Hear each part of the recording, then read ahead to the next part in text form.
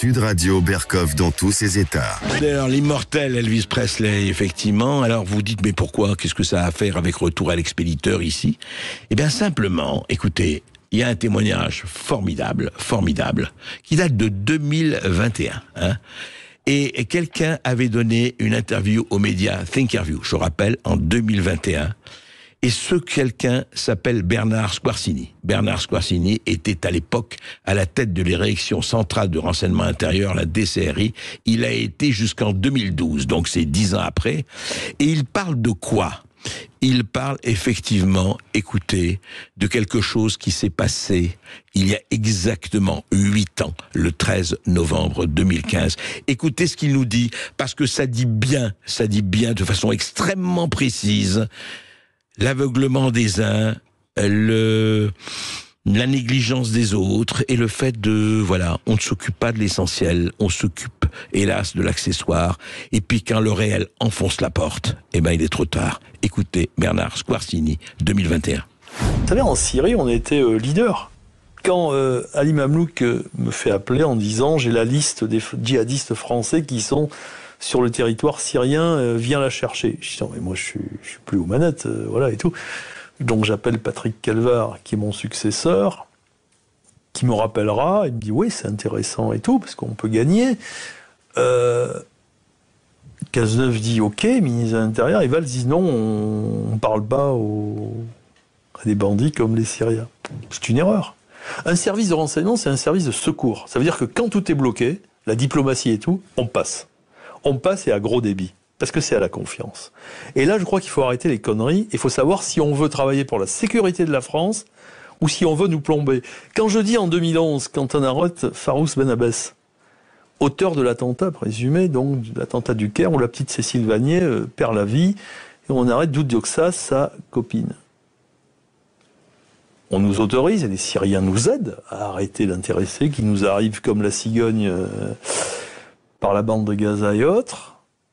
Et le gars nous dit les premières auditions, donc on a les visas pour aller le chercher, pour le ramener en commission rogatoire internationale, donc au niveau justice française. Il me dit, vous savez, moi je devais pas faire que ça. Je devais faire un attentat au Aubervilliers, un attentat au Bataclan. On est en 2011. Donc je dis, faites-moi une note particulière pour attirer l'attention des pouvoirs publics et dire, le Bataclan est une cible parce que le patron a attiré l'attention parce qu'il défend chaque année au mois de janvier l'armée israélienne et autres. Donc, attention, ça clignote très rouge. Pourquoi il n'y a pas eu de continuité avec les suivants? Il y a un ministre de l'Intérieur qui s'appelait Manuel Valls. Pourquoi il n'a pas pris en compte tout ça? Donc là, c'est grave. Donc moi, je dis que quand on défend le drapeau français, on le défend jusqu'au bout. Parce qu'après, on pleure. Alors on peut faire clignoter la Tour Eiffel tous les jours, mais c'est peut-être pas la bonne solution. On peut faire clignoter la Tour Eiffel tous les jours, mais c'est pas une solution quand on défend le drapeau français, on le défend jusqu'au bout. C'est ce que disait Bernard Squarcini il y a quelques années. Et ça nous fait l'introduction avec ce livre, Vers un choc global, la mondialisation dangereuse, une nouvelle édition revue augmentée de 150 pages, due à Alexandre Delval et à Jacques Sopelsa, avec la guerre russo-ukrainienne, la Chine, les tensions à Taïwan, l'islamisme radical, les défis éco-énergétiques, le déclassement de l'Occident, toutes choses qui nous occupent et qui font un cocktail absolument explosif aujourd'hui. C'est le cas de le dire, Alexandre Delval. Alors nous vivons quelque chose, c'est un peu la suite, c'est-à-dire c'est cette accumulation comme ça qui commence à devenir presque explosion, je dirais. C'est une explosion. Vous savez, le pape a utilisé une expression très intéressante. Pour une fois, j'étais d'accord avec lui. Le pape actuel, Terza Guerra Mondiale a pezzi. Ça veut dire la troisième guerre mondiale en morceaux. Ce qui est en train de se passer, c'est pas une troisième guerre mondiale, c'est pas encore le choc global. C'est pour ça que nous avons mis dans notre livre vers un choc global. Mais ce sont plein de foyers qui s'allument et qui sont interconnectés. L'Azerbaïdjan n'aurait pas pu faire sa purification ethnique des Arméniens s'il n'y avait pas la fenêtre de tir de la concentration de l'Occident contre l'ennemi russe. Or, les Arméniens étant alliés aux Russes, mais ils ont été abandonnés, ils étaient dans le mauvais camp. Gaza profite tant aux Iraniens, qui à mon avis ne sont pas derrière l'attentat, mais ça peut leur profiter, mais ça profite beaucoup aux Russes aussi. Mais ça ne veut pas dire, contrairement aux esprits complotistes ou manichéens, ça ne veut pas dire que c'est eux qui sont à l'origine. Parce que comme ça profite bien sûr un petit peu à la Russie, on a plein de gens qui nous disent c'est forcément les commandos russes qui sont allés aider Gaza. Vous savez, Gaza n'ont pas besoin de Wagner, ils sont très très très aguerris depuis des années. Donc en fait, ce sont des conflits différents, avec des agendas différents, qui éclatent en même temps et qui sont interconnectés, où l'un sert à instrumentaliser l'agenda de l'autre. C'est ça qui est plutôt en train de se passer, d'où l'expression heureuse du pape. Du pape. Alors justement, est-ce qu'il ne s'agit pas, y compris cette guerre du Proche-Orient que nous assistons, enfin un des énièmes épisodes sanglants de cette guerre au Proche-Orient, est-ce que ce n'est pas aussi, justement, il revient, des guerres par procuration que se livrent quand même, justement, sans avoir besoin d'envoyer Wagner, les grandes puissances ou un certain nombre de grandes puissances, y compris les puissances émergentes? Alors, il y a des guerres par procuration. Au Liban, on l'a vu pendant très longtemps. Pour Gaza, moi je soutiens une thèse un peu nouvelle, c'est que le Hamas a une énorme autonomie. J'en veux pour preuve que pendant la guerre syrienne, le Hamas, pendant plusieurs années, était contre l'axe de la résistance, comme disent les Syriens, les Libanais, les Iraniens. Le Hamas était du côté des rebelles anti-Bachar. Alors que le Hamas, si le Hamas était l'instrument pur de l'Iran, il aurait été obligé d'obéir. Or, il y a eu une expulsion de son chef, qui habite au Qatar, Ismail Haniyeh, et il a fallu attendre 2022 pour que le Hamas se rabiboche avec l'axe iranien, ou Hezbollah iranien, syrien. Donc les choses sont beaucoup plus complexes qu'on le croit. Deuxièmement, j'ai révisé ma copie. Ce n'est pas uniquement l'Iran qui finance le Hamas. Le Hamas a un autofinancement, comme le Hezbollah international. Il y a des connexions dans le monde entier, trafic de cocaïne, taxes prélevées, fidèles qui donnent de l'argent dans les associations des frères musulmans. Dans le monde entier. Dans le monde entier, y compris aux États-Unis, y compris en France. Le Hamas collecte de l'argent, sans parler de ce que donne le Qatar de manière indirecte, avec le European Trust qui finance les frères musulmans en Europe, le don des fidèles, les financements, les trafics, les taxes locales. En fait, le Hamas a une véritable autonomie de pensée, on l'a vu puisqu'il l'a prouvé contre la Syrie et l'Iran, en n'étant pas d'accord pendant la guerre syrienne. Il a aussi une autonomie de finance, et aussi, personne ne rappelle quelque chose, le génie de l'islamisme, c'est de nous faire croire qu'il risque de perdre un territoire, alors qu'il est en train de gagner des esprits. Nous avons un chapitre entier dans ce livre. L'ancien porte-parole de Daesh l'avait dit. On a perdu des territoires en Irak. Vous croyez qu'on est vaincu? Non, parce que le mot charia et le mot califat progressent chaque jour, à chaque fois que nous faisons des attentats, ou que nous perdons, ou que nous gagnons. Vous parlez du califat, vous parlez. C'est une publicité en direct. Le Hamas vise en fait de séduire les Cisjordaniens. Le Hamas va perdre Gaza peut-être, mais il est en train de faire un raz-de-marée dans les esprits des Cisjordaniens, qui est un volume plus important. À long terme, il n'est pas certain que le Hamas ait été commandité par quelqu'un. Il a une action propre, il a des financements propres, et il a prouvé son indépendance par rapport à l'axe Irano-Hezbollah, et son agenda propre a consisté également aussi, et ça a été génial, en quelques jours, ils ont fait empêcher l'Arabie Saoudite de signer avec Israël, et ils ont fait capoter en partie les accords d'Abraham. En tout cas, ils les ont rendus illégitimes pour la rue arabe, même si la rue arabe n'existe pas, bien sûr, elle est plurielle. On va en parler tout de suite après cette petite pause. À tout de suite, on continue avec Alexandre Delval. Et avec vous aussi au 0826 300 300. On prend toutes vos questions et vos interrogations. À tout de suite. Non, c'est très bien. Alors, vers un choc global avec un point d'interrogation, Alexandre Delval, le livre que vous avez écrit avec Jacques Sopelsa, un livre passionnant, vraiment, il faut le lire. En plus, avec tout ce qui a été ajouté depuis. Et ce paysage de guerre, d'ailleurs, il est hélas tristement prémonitoire, ou en tout cas très présent.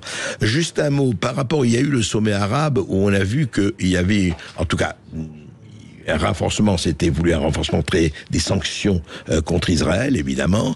Et il y a eu un certain nombre de pays comme le Maroc, l'Arabie Saoudite, Bahreïn, les Émirats Arabes Unis, qui ont dit non, donc ça n'a pas été adopté. Donc les choses sont plus compliquées encore. Ah oui, les choses sont très compliquées. Déjà, la rue arabe, ça n'existe pas. Il y a des rues arabes, même s'il y a une dominante en ce moment en faveur de la Palestine. L'Arabie Saoudite va signer avec Israël un jour ou l'autre, sauf si vraiment ça dégénère. Mais je pense que les choses sont beaucoup plus contenues qu'on le croit. Moi, j'ai beaucoup plus peur du côté de l'Asie, Taïwan, Chine et du côté de l'Ukraine. Ah ouais. Pourquoi ? Ouais. Parce que là, on a affaire à des pays nucléaires. L'Iran ne l'est pas encore, même s'il y a des pays du seuil. On a un chapitre entier là-dessus. Et tous les accords de désarmement, Sopelsa, mon co-auteur et spécialiste justement du nucléaire et de la guerre froide, tous les accords de désarmement, de limitation des armements, d'interdiction des essais nucléaires ou balistiques, etc., ou de prolifération ou de dissémination, tous ces accords conventionnels ou nucléaires ou balistiques ont été annulés par George Bush dans les années 2000, au nom de la doctrine unilatérale. Et on accuse aujourd'hui la Russie de sortir, par exemple, du traité d'interdiction des essais nucléaires, mais l'Amérique ne l'a jamais ratifié. Même pas signé. Les Russes l'avaient signé et ratifié. Ils en sont sortis parce qu'ils prennent acte que l'Amérique monte toujours d'un cran dans la volonté de déclasser les Russes. Les Russes sont obligés de s'adapter, d'où l'hypersonique, d'où un certain nombre de concentrations de leur armée dans ce qui est ultra stratégique pour garder la parité au moins d'un point de vue nucléaire. Le conventionnel s'améliore aussi. Et tout ça, c'est très dangereux. Mais ça a été commencé. Je dis pas, faut accuser l'Amérique. Mais c'est pas l'Amérique. Les néoconservateurs qui étaient peu préparés, c'était des gens qui n'avaient pas fait l'armée, les Rumsfeld, les compagnies, les Dick Cheney. C'était des ultra-guerriers, vous savez, c'était des anciens idéalistes gauchistes, devenus tout à coup droitistes, interventionnistes, qui n'avaient pas fait l'armée et qui étaient guerriers. Démembrer l'URSS. Démembrer l'URSS. Ils ont même produit une carte du démembrement de du Moyen-Orient avec un découpage de plusieurs pays en morceaux. Ce qui nous a mis la Turquie à dos parce qu'il y avait l'idée de faire surgir un Kurdistan, ce qui a rendu les Turcs hystériques, ce qui a rendu la plupart des pays arabes et musulmans de la région hystériques parce qu'on voulait en gros couper en morceaux leur pays, de même que ces néocons, ils rêveraient d'avoir plusieurs Russies.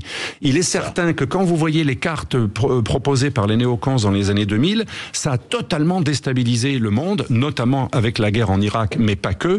Et aujourd'hui, l'Occident qui dénonce la Russie comme quoi elle viole le droit international, puissance révisionniste, comme la Chine qui voudrait aussi manger un peu du territoire maritime de ses voisins, comme la Turquie, puissance révisionniste qui veut grignoter aussi le territoire maritime de ses voisins. Le problème, c'est que bien entendu que c'est inadmissible, mais l'Occident a donné l'exemple en lui-même, surtout les États-Unis, en détournant des résolutions de l'ONU, comme en Libye, ou en faisant des guerres totalement refusées, ex-Yougoslavie ou Irak 2, 2003, refusées par l'ONU. L'ONU avait des plans alternatifs à la guerre et les Américains ont préféré la guerre à des résolutions onusiennes. Et on révisait même les frontières installées, on l'a vu au Kosovo, et ils ont voulu essayer de faire pareil aussi en Irak. Alors justement, Alexandre Delval, parlons un peu de Russie-Ukraine. Vous voyez, depuis un an et demi, en écoutant un certain nombre de chaînes d'information continue et tout le monde, c'était la Russie subissait échec pour échec, les Ukrainiens gagnaient, la contre-offensive allait être triomphale, etc. Et aujourd'hui, où on en est vraiment? Parce que, est-ce que c'est plié aujourd'hui? Alors, c'est pas plié. Ce n'était pas plus plié en faveur des Ukrainiens, comme le disait LCI, Radio Ukraine tous les soirs, qu'aujourd'hui, maintenant, ils sont tous un peu pessimistes. J'ai vu maintenant LCI, c'est finalement, on est abandonné, il y a des divisions, les Russes sont en train de reprendre de la force. C'est pas non plus la certitude. Les Russes n'ont pas gagné. Les Russes n'ont pas gagné non plus. On passe d'un extrême à l'autre. Même dans cette chaîne, ça m'a étonné, on est passé d'un extrême à l'autre en 24 heures. Non, en fait, une guerre, on a vu en Syrie, par exemple, les Russes avaient perdu Alep, ils ont remis 2 ans à la reprendre. Ce sont des guerres qu'il faut analyser sur, à mon avis, des cycles de 5 ans. Sauf que les Russes, quand même, sont plus puissants du point de vue effectif, du point de vue... Tout dépend si les Occidentaux veulent mettre le paquet. Si les Occidentaux donnent à l'Ukraine une capacité de casser le monopole russe du ciel, alors là, ça changera la donne. Tout dépend s'ils envoient quelques avions ou beaucoup. Et s'ils envoient beaucoup de systèmes antiaériens ou pas. Apparemment, juste, Alexandre Delval, pour parler de ça, ce qu'on voit aujourd'hui, c'est qu'ils disent, il faut aider Israël, il faut aider l'Ukraine. Apparemment. Alors, est-ce que c'est vrai, le géopolitologue que vous êtes, et on dit, mais l'Amérique, actuellement, bien sûr que la planche à billets peut fonctionner, mais enfin, les armes, etc., on dit que ça a été très réduit. Enfin, le potentiel et la marge de manœuvre américaine est très réduite. Elle est réduite, mais il y a l'État profond. Rappelez-vous, Trump n'a rien pu faire de ce qu'il voulait faire. L'État profond, il est lié aussi à des grandes multinationales. Ça, c'est structurel. Et ces grandes multinationales ont acheté 43% des céréales ukrainiennes. ils ne peuvent pas se permettre de 43%. perdre. 43% des céréales ukrainiennes ont été bradées par Zelensky depuis quelques années aux grandes entreprises américaines comme BlackRock. C'est pas du complotisme, c'est officiel. BlackRock, Blackstone, les grands consortiums américains. On a aussi Westinghouse, la société de nucléaire civile américaine qui est en train de marcher sur les plates-bandes de Rosatom en essayant de nucléariser au niveau civil l'Ukraine. Donc il y a des enjeux énergétiques d'un point de vue hydroélectrique, d'un point de vue gaz. On a découvert plein de gaz offshore en mer Noire. On a des enjeux aussi sur le gaz et le pétrole en général, sur l'industrie de l'armement qui est en Ukraine, sur les céréales. Ça fait beaucoup. Donc les Américains sont énormes en Ukraine. Énormes, notamment l'exportation de céréales, c'est extrêmement stratégique. Les céréales, c'est comme l'or noir, voire peut-être mieux, parce que on mange. Il y a des gens qui ne mangent que par rapport à des céréales. Et donc l'Amérique acceptera-t-elle que les Russes fassent une percée jusqu'à Odessa? C'est justement ce que j'ai dit dans mon livre. C'est la grande énigme. Et c'est là qu'on peut passer à un niveau supérieur de dangerosité et de conflictualité. Si on s'accroche à Odessa alors que les Russes y arrivent, alors là, on ira très loin pour garder Odessa, parce qu'on ne peut pas se permettre, quand je dis on, pas moi, mais les stratèges occidentaux ne veulent pas se permettre de perdre un accès à la mer Noire. Ils ne veulent pas que la mer Noire soit uniquement russo-turque. Sauf si, en tout cas, c'est une spéculation passionnante, c'est vrai. On en parle tout de suite après cette petite pause. À tout de suite. Toujours avec Alexandre Delval. Toujours avec Alexandre Delval et avec vous au 0826 300 300. On prend tous vos appels. À tout de suite. En parcourant ce livre vers un choc global, Alexandre Delval, on parlait justement de ce concept très intéressant, même essentiel, la différence entre la destinée partagée défendue par les Chinois et la destinée unique, la destinée défendue par les Américains. Qu'est-ce que ça veut dire destinée partagée? Pourquoi les Chinois le mettent en avant? À mon avis, c'est un clin d'œil et une attaque directement contre... Vous savez que l'impérialisme américain, parfois très sincère des démocrates comme des néocons, est fondé sur une grande représentation, nous on appelle ça représentation géopolitique, c'est l'expression manifest destiny. Les Américains auraient une destinée manifeste pour toute l'humanité, ce qui est bon pour eux, voilà, pour guider le monde, puisque c'est la nouvelle sion que Dieu aurait donnée au nouveau peuple hébreu que seraient les pasteurs protestants, les Pilgrim Fathers. Ils auraient une destinée manifeste, en gros unilatérale et universaliste. Les Chinois disent non. Nous, notre destinée, elle est partagée.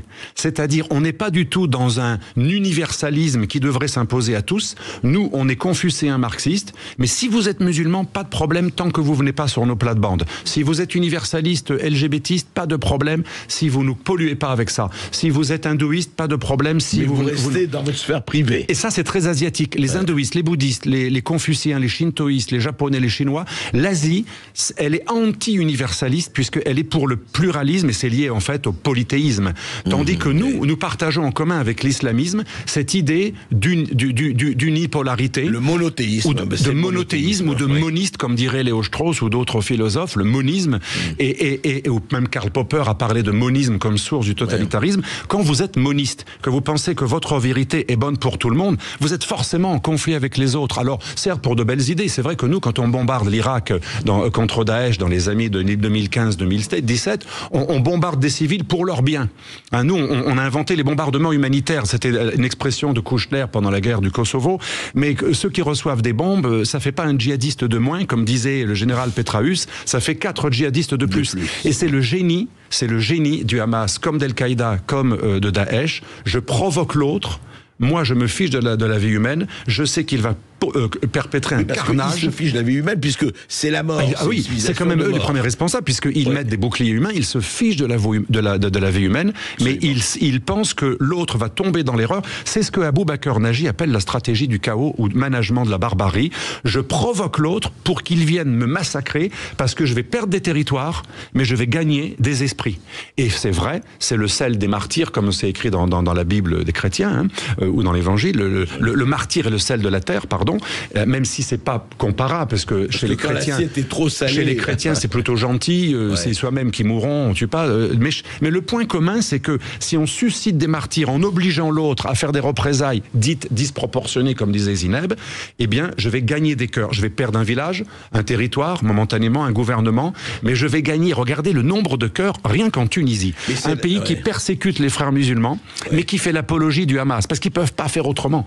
Ils ont mis en porte-à-faux plein de peuples. C'est d'un cynisme absolu, leur calcul. C'est d'un cynisme absolu, mais en géopolitique, malheureusement, on se rend compte que... c'est pas la morale qui joue. Et c'est pas à vous que je vais l'apprendre. La morale, comme dit Machiavel, la vertu, ce n'est pas la morale du bien et du mal, c'est la morale de l'efficacité. On rejoint la morale de l'efficacité des Chinois, qui sont à fond dans ce pragmatisme. Et les Chinois nous donnent une leçon de non-universalisme, de non-cosmopolitisme et d'efficacité absolue, de pragmatisme, qui nous met en porte-à-faux totalement, parce que nous, les Européens, en fait, on est les dindons de la farce, l'OJNI, l'objet géopolitique non identifié. On est les seuls à appliquer les lois contraignantes qui nous brident. Les Américains aident leurs entreprises de manière indirecte, mais eux, ils nous font condamner quand ça les arrange avec les lois extraterritoriales. Mais mieux, l'Europe condamne les entreprises qui font des consortiums qui risqueraient de nuire à la concurrence américaine. C'est extraordinaire. Et donc, c'est d'un masochisme organisé. Je pense, moi j'ai vraiment une thèse, je pense que l'Europe est ethnomasochiste parce que elle n'arrive pas à se pardonner elle-même l'horreur, et c'est vrai, de la Seconde Guerre mondiale, mais l'imbécilité de ce suicide rédempteur, c'est de croire que nous sommes tous responsables de ce que tous les Blancs ont fait à un certain moment. Bien sûr que non, c'est fou. Mais malheureusement, il y a une sorte... Ça, c'est un peu l'école de Francfort qui a utilisé ça. En gros, l'école de Francfort, les milieux trotskistes et tous les milieux mondialistes, qu'ils soient gauchistes ou qu'ils soient des multinationales, tous ceux qui ont intérêt à détruire les frontières, ont voulu faire croire que si vous êtes un peu identitaire, un peu national, vous êtes déjà un pas vers la réduction ad Hitlerum, vers l'horreur de la bête immonde. Oui, mais ce que vous dites, Alexandre Delval, c'est très intéressant. C'est l'alliance objective, pour parler en terminologie marxiste, de la racaille, disons, des gauchistes, et d'un certain patronat mondialiste qui ne veut surtout pas qu'il y ait des frontières, qui se fout des frontières. Alors, j'avais repris votre expression, les racailles d'en haut. Ma femme m'a grondé, elle m'a dit, c'est pas très diplomate, mais c'est tellement vrai. Alors, on pourrait dire, oui, ceux qui en haut n'ont pas intérêt à appliquer le droit, ils n'aiment pas les juges, ils préfèrent remplacer par des arbitres, qui sont les arbitres souvent des grandes multinationales. C'est le traité atlantique, on l'avait vu, et ça c'est extrêmement intéressant de voir qu'il y a une convergence de vues entre les mondialistes financiers qui veulent des économies d'échelle toujours plus grandes, avec un homme unidimensionnel, comme dirait Marcuse, qui va consommer la même chose. Pour qui consomme la même chose, il ne faut pas qu'il y ait de différence de sexe, de taille, de couleur, c'est un peu Michael Jackson. C'est un homme qui choisit sa couleur, comme il choisit son sexe, comme si c'était si facile que ça. En fait, il faut être drogué aux hormones ou à des produits toute sa vie, et on a vu comment a fini Michael Jackson, et on a vu le nombre de gens qui se font opérer et qui ensuite ont des traumatismes horribles, et avec des thérapies qui peuvent même provoquer des cancers, parce que les hormones, c'est pas anodin. On nous fait croire que tout ça est anodin, on peut tout choisir. L'idée, c'est de déstructurer tout ce qui est traditionnel ou naturel, et que tout ne serait que culturel et que choix. En fait, c'est l'hyper-souveraineté de l'individu qui va à l'encontre de la souveraineté collective. C'est pour ça que l'Occident n'est plus capable de politique de civilisation. Il a renoncé à toute identité, puisqu'on nous a dit que l'identité était suspecte, dangereuse, et il a renoncé à tout ce qui sépare ou qui met une différence entre l'un et l'autre. La frontière est un instrument de torture, l'a dit un jour un politique. Les États émergents, Alexandre Delval, n'ont pas du tout cette... C'est la thèse de ce livre. Pendant que nous abaissons la garde et nous disons l'identité est horrible, surtout la nôtre, les autres sont très fiers d'être identitaires. Regardez sur Internet, il y a une vidéo de jeunes étudiants juifs américains qui se moquent un peu de certains wokistes. Ils sont habillés en wokistes, très tolérants, cheveux orange et unisexes. Et ils disent à un djihadiste du Hamas, nous t'aimons bien, on a le même combat, on est LGBTQH comme Hamas. Et le Hamas lui dit, oui, on va venir vous détruire. Et l'autre continue, mais nous, que c'est délicieux, c'est humour. C'est inclusif, mais vous êtes charmant dans votre humour. Et l'autre continue à lui dire, non, mais on va vous massacrer, parce que vous êtes des dégénérés, on va vous massacrer. Et l'autre répond, non, mais nous, on vous aime beaucoup, l'important, c'est qu'on soit unis contre l'homme blanc, occidental, judéo-chrétien, hétérosexuel. C'est un peu ça, ce qui se passe. C'est de l'humour. Ces jeunes étudiants un peu exagérés. Mais malheureusement, c'est ça ce qui se passe aujourd'hui. Mais pas les Américains, qui n'en sont pas dupes, qui ont un peu lancé ce virus pour justifier leur impérialisme. Mais en fait, leur universalisme cache une volonté de puissance. Ils ont une vraie volonté de puissance. Ils ont un drapeau dont ils sont fiers, et ils nous gavent avec ça dans toutes leurs séries, leurs films. Et les Anglais, pareil avec James Bond. mais il n'y a que les Européens non anglo-saxons qui culpabilisent de leur drapeau, qui pensent que leur drapeau est absolument horrible, infréquentable, alors que finalement, le drapeau anglais est-il moins colonial que le drapeau français? Moi, je pose la question à mes étudiants qui ont tous des drapeaux anglais ou des drapeaux américains, je leur dis, le drapeau français, il est vraiment si horrible que ça? Il a fait moins de guerres, plus de meurtres que les drapeaux des plus grands impérialistes depuis 2 siècles. Et là, ils me répondent pas. En fait, ils sont victimes d'un matraquage, de la publicité, des modes, parce que l'histoire appartient à ceux qui créent des modes, ceux qui créent des trous noirs sémantiques. Et en fait, c'est extraordinaire parce que l'Europe aujourd'hui, mais j'espère que ça va bouger, mais l'Europe aujourd'hui joue le rôle, je m'efface donc je suis. Ce n'est plus je pense donc je suis. Oui, et c'est rédempteur. En gros, je suis tellement horrible, j'ai intégré en moi quelque chose de très peu chrétien. On croit que c'est judéo-chrétien la culpabilité. Mais dans le christianisme et le pardon, dans la culpabilité éternelle que veulent nous faire endosser les wokistes, il n'y a pas de pardon. L'homme blanc doit s'agenouiller à chaque cours quand il fait un cours. Un professeur en Amérique dans ses universités, il doit demander pardon parce qu'il va citer plus d'un auteur blanc. Il doit s'excuser. Et même souvent, on l'empêche de faire cours et on le dit, tu as cité 2 auteurs blancs, ça suffit, c'en est trop, démission. Alors il s'excuse. Non, ça suffit pas de s'excuser, démissionner. Donc c'est vraiment m'effacer pour me faire pardonner. Je suis tellement horrible que je dois disparaître. C'est un petit peu comme, le savez, le malade dépressif en stade final. Il se dit, je suis en dissonance cognitive, j'existe, mais je ne m'aime pas. Bon, pour être cohérent, je me tue. Élimine-moi. Et donc l'Europe dit en gros, élimine-moi. Et comment elle s'élimine? En faisant venir ceux qui la détestent. Je m'excuse, je sais que c'est la psychologie un peu à 2 balles géopolitique, c'est la psycho-géopolitique, mais je suis persuadé. De même, l'acte antisémite manqué de l'Europe, c'est de faire venir des populations qui détestent les Juifs. Si l'Europe était vraiment si judéophile, comme elle le dit constamment, ferait-elle venir depuis 40 ans des populations dont on sait qu'ils sont abreuvés par la haine du Juif? Il n'y a pas une grande cohérence dans tout cela. Christianophobe aussi, enfin. Et christianophobe, je l'ai dit dans un tweet d'ailleurs.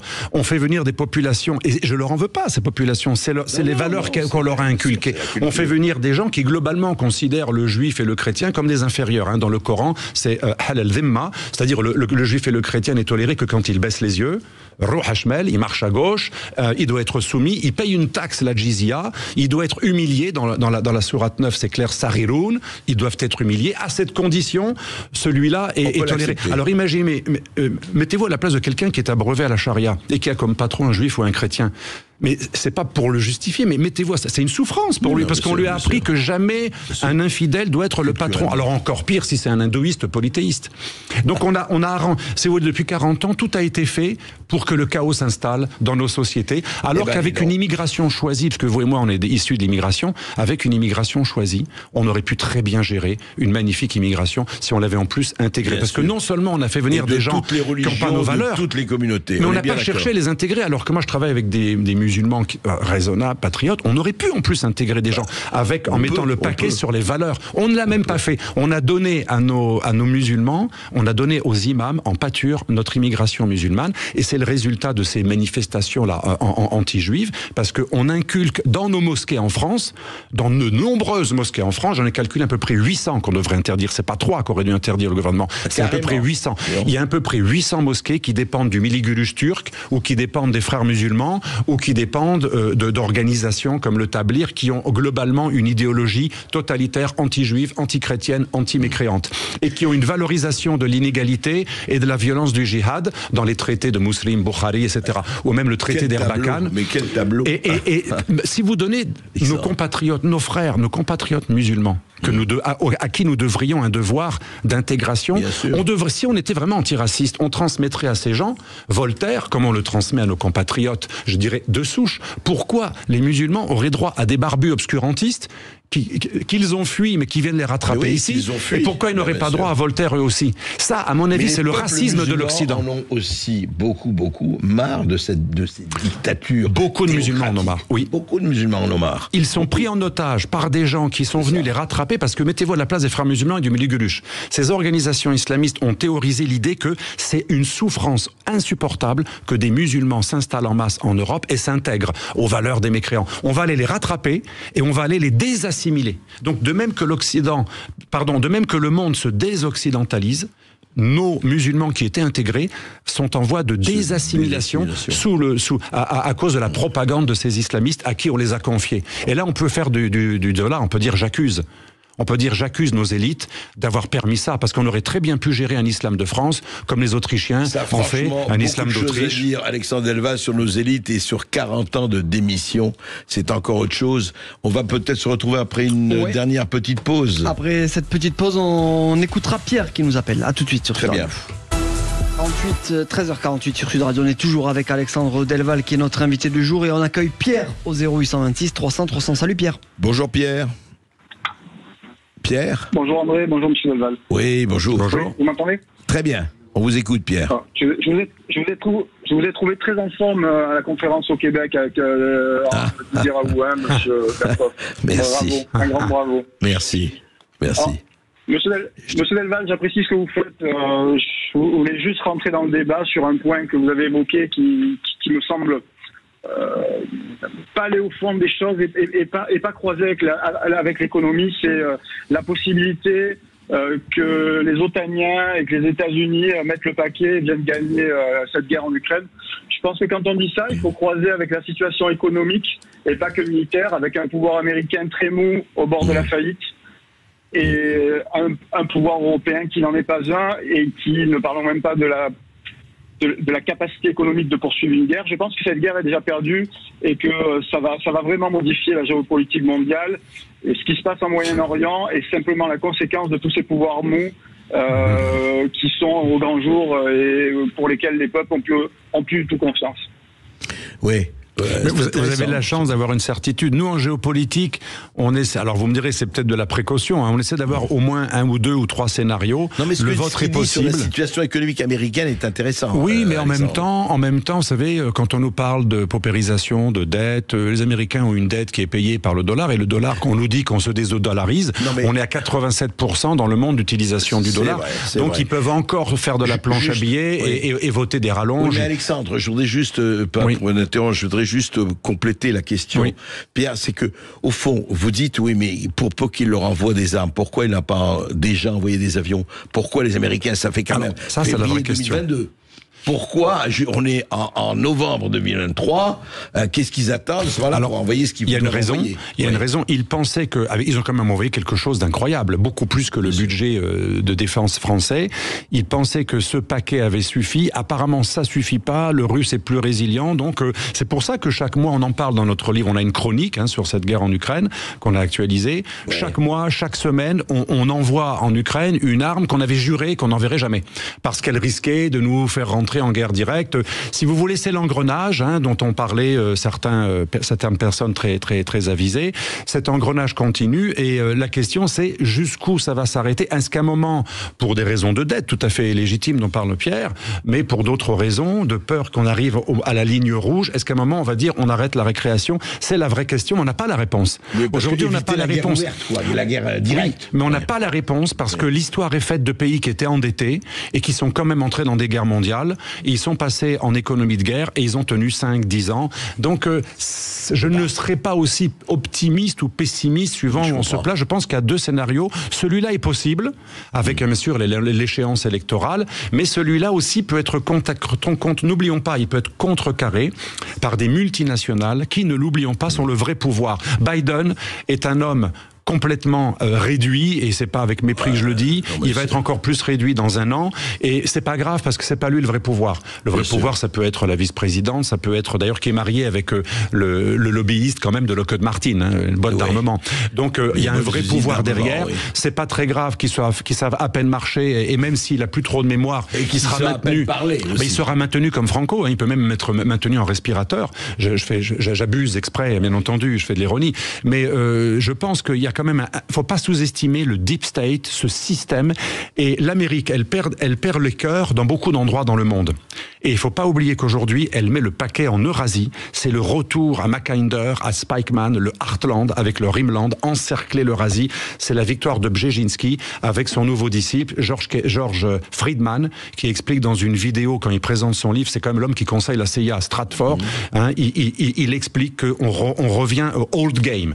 On se concentre sur l'Eurasie. C'est le retour de l'hyper-importance de l'Eurasie et l'empêcheur de tourner en rond pour créer un Occident global. Parce que moi, je crois plus à l'Occident global que le Sud global. Le Sud n'est pas du tout globalisé. Il est identitaire, donc il est parcellisé.